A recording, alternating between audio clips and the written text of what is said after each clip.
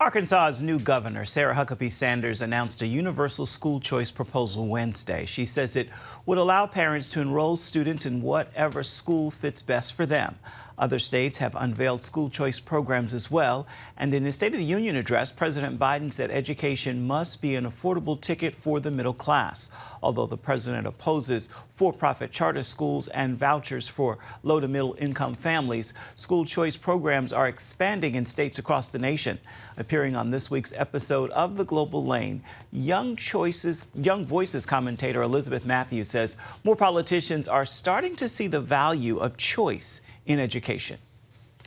You know, I think that more Democrats are beginning to support the idea, and I do think that that is the way of the future. I think in communities where folks have been trying to get out of failing schools for generations now, like in my own city of Philadelphia, where there are many students on the wait lists for charter as well as private and parochial schools, our Democratic Governor Josh Shapiro did support school choice in his platform when he was running. So I do think that's the coming wave of the future, as more than, I believe, 2/3 of Democrats do now support school choice. How about vouchers? Are they on board with that? I think there's still opposition.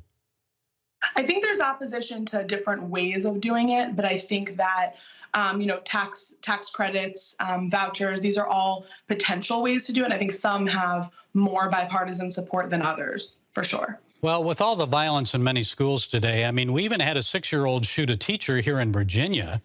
Let that one sink in a bit. A 6-year-old. Parents are now opting for private schools, but with household costs rising due to inflation, many find it unaffordable, Elizabeth. So what difference would vouchers make? Would it bring harm to the public educational system and cause a layoff of teachers? So I think that one of the issues we have to kind of look at it at a broader view, vouchers would give individual families part of the funds that are spent on public education already. In many of the school districts where folks are not pleased with the product that they're receiving in many cases, vouchers would give families a portion of what we're spending per student, which is pretty high in a lot of those cities, to spend on educational options of their own choice. So whether that means supports for homeschooling, or whether that means parochial school, or whether it means part of a private school tuition that can be raised in the rest through scholarships or in some other way, it would just give families that option. And I think that, sort of the let 1,000 flowers bloom approach makes a lot of sense.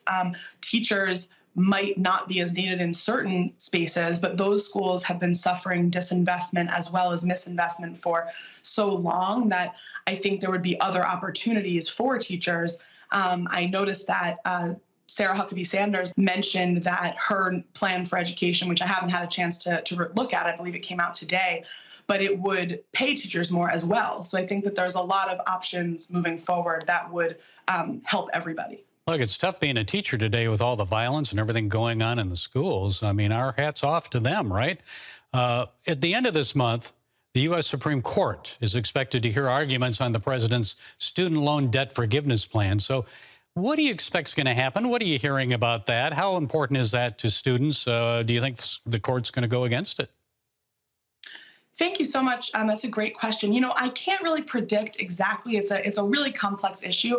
But what I would say is that it's super important that we reform the higher ed sector where I worked for so long.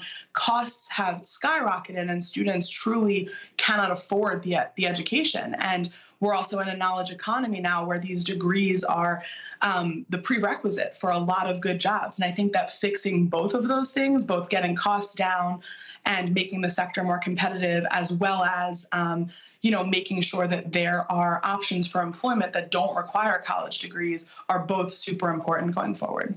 Yeah, a lot of these trade schools may be the way to go for a lot of kids. Okay, Young Voices commentator Elizabeth Matthews. Thank you, Elizabeth, for setting us straight today. We appreciate it. Thank you so much for having me on.